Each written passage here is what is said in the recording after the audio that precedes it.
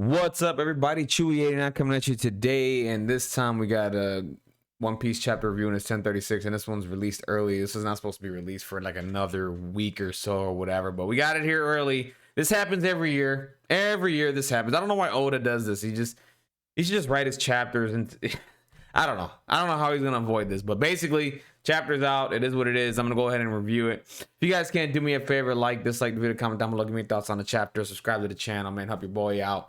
I will be having more One Piece content. I'm gonna try to do some new stuff, like maybe do some theories or something or whatever, or I don't know, discussions about certain things in One Piece that I've been thinking about lately. I'm gonna step up my game at that point and add that content. But anyways, guys, we start this chapter off, like we started off the last chapter, and that's confirmed that King is defeated by Zoro. I was hoping to get one more chapter of the battles like last week. I didn't think Queen was defeated right away.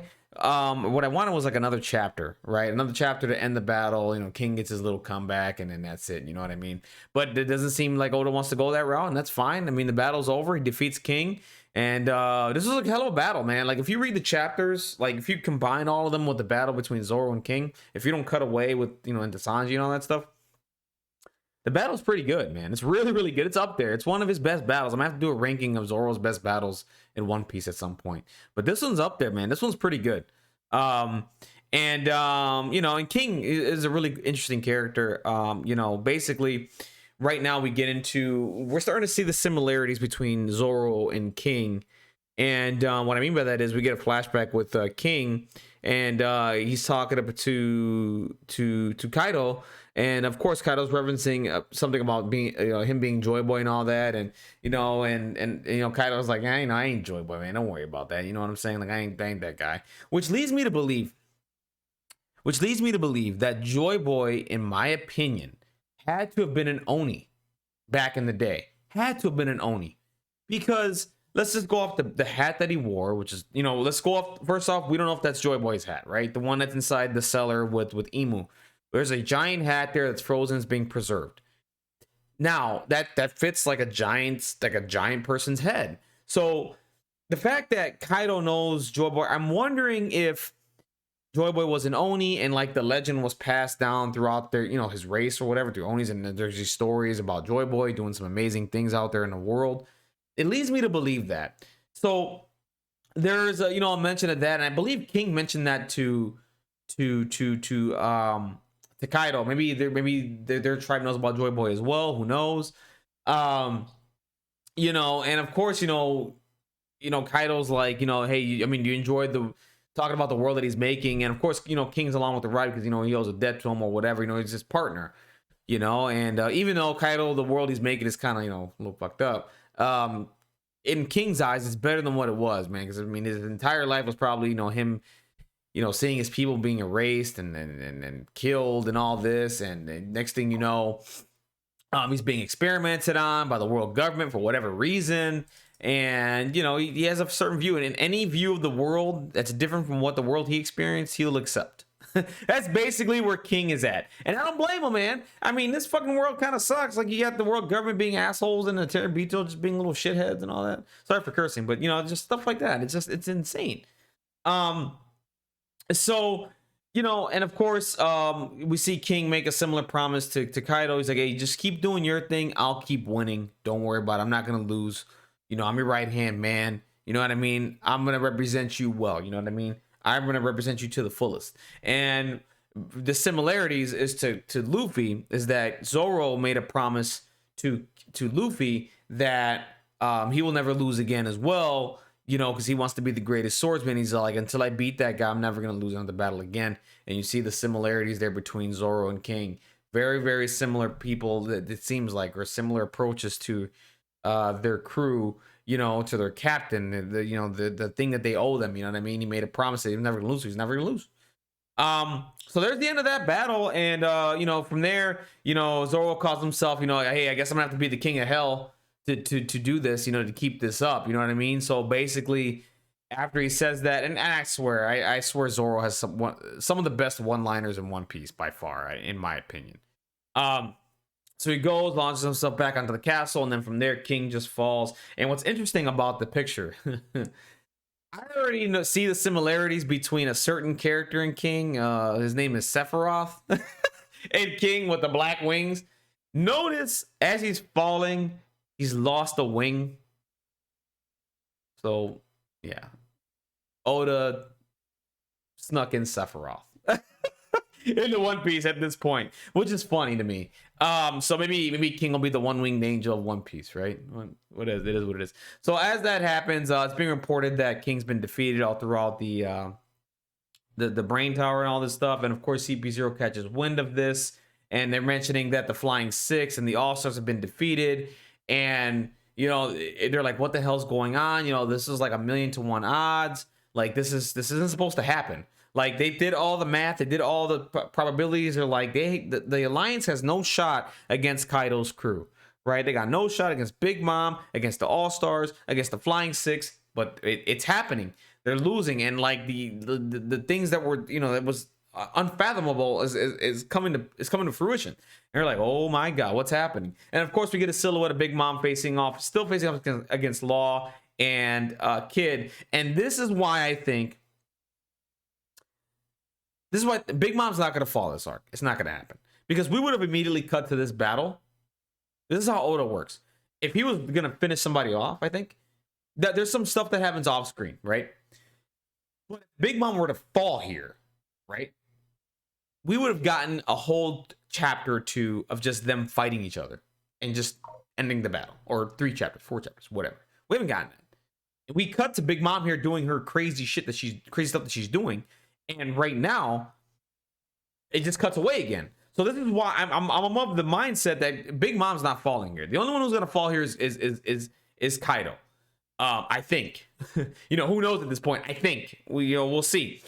So then we get a reminder of the events that are happening because Luffy's facing Kaido, and if that battle ends up with Luffy beating Kaido, what's going to happen is the island's going to fall. It's going to cause this big, huge disaster and a huge explosion. It's going to kill a lot of people. It's probably going to destroy the flower capital, which isn't good. And then we get another silhouette of Momonosuke keeping up with the flame clouds, and he will find a way to keep the island moving. I still think, this is just me, I still think what's going to happen is this island's going to fly over the flower capital, past it, and what's going to end up happening is the battle's going to end.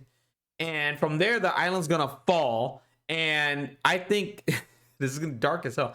I think Kaido's gonna explode with the island. Like the island's just gonna be a huge explosion, and he's gonna be on the island with his crew, and they're just gonna blow up. That's what I think's gonna happen. And if that does happen, wow, that would be dark. And what a brutal way to kill a character. Well, if it does kill him, I mean, he's unkillable, right? I don't know. So. We also see the fire monster still going down to the weapons. And once it gets there, it's going to explode. We still got Yamato chasing the fire demon along with one of the numbers that she has. So once she gets down to the bottom, Yamato's like, listen, I don't have time to do this battle. So then, I forgot a name. I think it's Fuga. Yeah, Fugo goes down, takes out the other number that's guarding the door, and she gets in. So then from here, it's going to be Yamato basically doing something with these weapons and throwing them out. From there, we cut to Usopp, and then Usopp is just doing his thing and showing out his bombs and all that stuff and trying to keep people away from Kinemon and Okiku. Me sitting here, I should have never thought Kinemon was going to die at all. I don't think I should have ever thought that one bit. He's still alive along with Okiku. And from here, of course, you got the lines in there with the samurai talking about, just hey, whatever, I'm gonna die, yada yada yada. And then Usopp's like, what is up with you guys about death and all this stuff about killing Senpuku? Like me, like I want to live. Like I'll do anything to live. You know what I'm saying? Like you guys got to fight to live. You know what I mean? This whole Senpuku thing is just weird with you. And I understand it's your it's your your heritage and all that stuff to be that way, but Usopp's like, no man, live, fight to live, come on, let's do this. You gotta do whatever you can to stay alive. You know what I'm saying?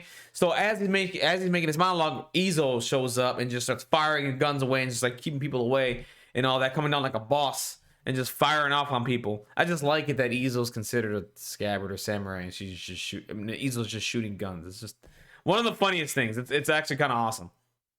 So of course, Izo comes down and is helping people out, and Okiku sees Izo, and Izo's holding Okiku in his hands, and it's like, listen, don't overdo it. You know what I mean? Like, you need to heal, you need to recover from here. You know what I mean? You're gonna live. You're gonna see the day that Wano becomes free from the tyranny of Kaido.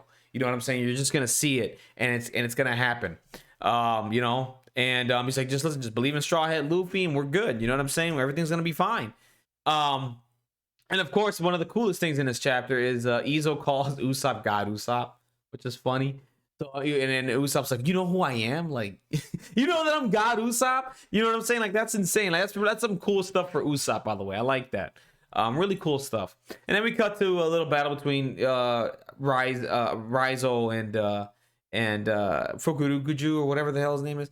And they got each other. It's funny. They have both of each other in a paralysis jutsu, and there's fire around them. And they're like, neither one of them is going to let go of the paralysis jutsu. So they're just like, okay, like, whoever gets burnt alive first is going to win here. And I think it's going to be Fukurukuju. He's going to let go, be a coward about the fire. And then Raizo's just going to do something to him. I have no idea. I have no idea how that battle's going to go. But they're in a paralysis jutsu at this point. So then, of course, we get Komosaki with Orochi. I cannot wait for him to die here, because I'm pretty sure Komosaki, or I'm sorry, I forgot her name already. I apologize. It doesn't matter. I keep calling her Komosaki. She's gonna kill the hell out of Raizo. I mean, out of Orochi. Like, kill him. Like, it's gonna be funny. Like, he's gonna be all calm and sneak, and then next you know, what? With the other sword. That I think she has the other sword, by the way. So we get to the basement, and we cut to and this battle I wish we saw a lot more. We cut to and I had a feeling we were going to cut away and we're going to see anything, because I think I think Oda is holding off CP0 for another arc, for another time, and we're going to get like a similar Water 7 kind of thing between you know, the Straw Hats and probably CP0, whatever, at some point, I think later on down the road.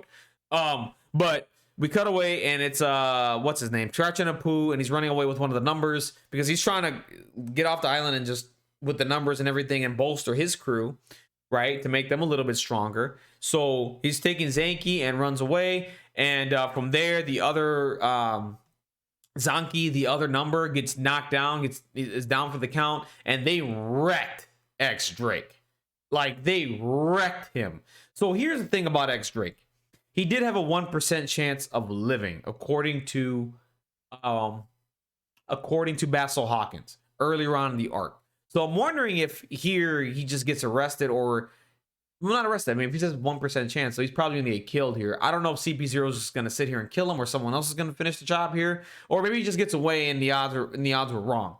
But I don't know if CP0 knows that Drake is a part of Sword, which is interesting. Again, this is there's two parts of the government. You got the side that's the world government trying to police, you know, the world, and you get the other side of the government, which is like the CP0s and all that stuff that are just like under the Tenryubito and do this other. They all have their own agenda, and I don't think they know. I don't think the left hand is knowing what the right hand is doing. Is basically where I'm at with it. So I don't think they know that X Drake is a former Marine. I don't even think they know he's a current Marine and like working with Sword and like trying to take this stuff down. If they did, I guarantee you they wouldn't have tried to attack X Drake like this. So as that's happening, they talk, they ask, they say, hey, listen, did you get Nico Robin yet? And they're like, no, we have not done that yet. We're like, listen, you got to hurry up, or whatever, because right now the you know, the headliners are down, the all-stars are down, the Flying Six are down. All that's left right now is Kaido versus Luffy, and if that goes to hell, I mean, the world is going to be shook. Like, the world's going to change. So right now CP0 is trying to plan their exit strategy, kind of. They're like, if this thing goes awry and Kaido goes down, this is going to be bad. Like, this is going to get really, really bad, and we need to be prepared. So hurry up. If you don't get her, like, we'll try another time, basically, is where they're at with it. So right now, it's again Big Mom versus Kid in Law. They show that silhouette again. Like I said, I don't think Big Mom's going down because they're not giving them a full chapter. They're not giving them whatever. This is how I know that she's gonna still stand at the end of this. I don't know what role she's gonna play once this is over, because the Marines are on their way. Maybe they just take off. I don't know. I don't know if Law and Kid get the fame of taking down Big Mom. We'll see. Maybe they will. I don't know. But if they do, now here's the situation. if they do take down, let's say for example, if they take down Big Mom and Kaido, it's huge, right? The power scaling, just, you know, the world balance is going to be affected by this. If they do both, it's possible both of them get put into the Yonko role. They both get considered Yonko, I think, if they take down Big Mom here, right? And because you're going to have to replace 2 spots if they get defeated. And what'll be nice is that since they defeated Big Mom, those 2 will just get shoehorned into the Yonko. Why not? Right? Why not? And it'll be interesting, right? I mean, it'll be an interesting decision that they have to make. But I think that's what'll end up happening. Like Law and Kid will be a Yonko along with Luffy, and there's your 5. Well, it won't be Yonko because it's not 4. I don't know what it's called now, but they would both be an emperor. You know what I'm saying? So be interesting. So right now you have Luffy, Law, Kid, Shanks, Blackbeard as your emperors of the sea. If Big Mom were to go down here, in my opinion, in my humblest opinion, that's what I think will happen with that. But I don't see Big Mom going down at all. Like I said, it would have spent an entire chapter. And then we get to one of the best parts of the chapter, probably the best parts of the chapter, which is Luffy versus Kaido. We're getting towards the end of this arc. We're finally cutting to this final battle here. I think this will last maybe 3 or 4 chapters, and just good heartfelt battles. We'll probably get a backstory with Kaido, with Zebek, and the tribe, the Oni or whatever the stuff, and maybe some history with Joy Boy, and find out why he's so knowledgeable about that. You know what I mean? Was it Zebek that gave him this knowledge, or was Joy Boy and Oni, and that legend got passed down through the times, to the Oni people, right? Like, this person was such a great person back in the day, and it's a title that's, revered. You know what I'm saying? That's awesome. You know what I mean? It's can't think of the word right now, but it's an honor to have that title, basically. So right now they're just going back and forth, straight battle. Luffy throws in a kick, Kaido blocks it. Kaido comes down with his hammer, with his mallet, and hits Luffy right in the head. Luffy comes back and hits him with a punch, knocks Kaido back, and of course, one of the best laughs in One Piece is Kaido's. It's just like, it's just like, you know what I mean? I love that laugh. I think him and Whitebeard has some of the best laughs in One Piece, for sure. Like, I love the laughs of the characters. Like, they all have like a unique laugh, and like Kaido's just and he's like, you're getting up, and he's just like, of course, Luffy's laughing too because he's excited. You know what I mean? This is a tough battle. This is a challenge. You know what I mean? You got 2 high level people going at each other, fight to the death. Whoever wins, takes Wano, basically takes it all. And of course, Luffy just says, hey, it's getting good. And Kaido's just smiling, thinking the same thing. Man, this is fun. You know what I mean? I'm having a fucking blast. You know what I'm saying? By the way, like I said, Kaido is probably the best villain in One Piece. Next to Doflamingo, I think, in my opinion. Like, Kaido as a villain is just phenomenal. He's done a lot of shit. He's done a lot of work. Like, Oda has treated Kaido with a lot of respect, and I love that. Even if he were to lose here, I wouldn't be too mad about it, because of how Oda's approached this character and how menacing and threatening he's been. You know what I'm saying? Like, he's been threatening and menacing, and you just feel with him, you feel the intensity, like you feel the danger here of what could possibly happen. You know what I mean? You're like, what's gonna happen? You know what I mean? Kaido should probably win here, but Luffy's obviously gonna win. He's the main character. But you just, with Kaido, it's the unknown. Like, you don't feel like I don't know what's gonna happen, right? Like, I'm pretty sure Luffy, to keep the story forward, makes sense. Luffy's gonna win here, but I don't know how he's gonna do it. Like, I would be perfectly fine if Kaido just won here and something stupid happens or whatever. I don't know. Like, I would be happy with that too. But Kaido is just that. He's done a really great job with this character. I think this is one of his best villains he's ever written. Insane. Like, just a great antagonist. And he's just been amazing. He's been amazing. I can't take anything away from Kaido at all. Oda, you've done a magnificent job. Anyways, guys, that's it for the chapter. Let me know what your thoughts down below. Comment, subscribe, like, dislike, do everything. Let me know what your thoughts are down below. Are you convinced now that Big Mom's not going down? She's not going down this arc. It's not going to happen. Are you convinced? Like, how was this battle going to end between Luffy and Kaido? And What do you guys think of CP0 there? It's an interesting situation that's going on. They defeated X Drake. I'm pretty sure we were gonna get that off screen because they didn't want to. Oda does not want to show what CP0 is doing yet. We're probably gonna be held off till later, you know, when we figure that out.